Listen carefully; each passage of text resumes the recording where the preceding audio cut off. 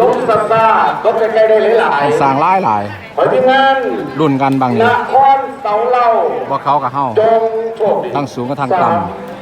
2-1ไป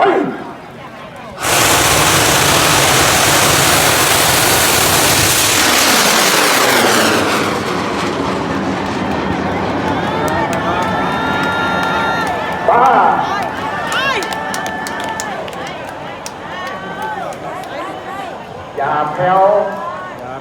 อย่าผ่อนไปเรื่อยพลนอมเด้ๆบินแบบจำเป็นแบบจำนี้ข้อเลี้ยวแท้ข้อแท้ข้อเฮ้ยเร็วเลยเวลาดับมาโอ้ยหาสิคุณเวลาอยู่เวลาอยู่พุดเย่บอกเป็นคนไปแล้วเขาตีอยู่อะไรมาแตกพวกเลยตัดซากแล้วเราตัดซากแล้ว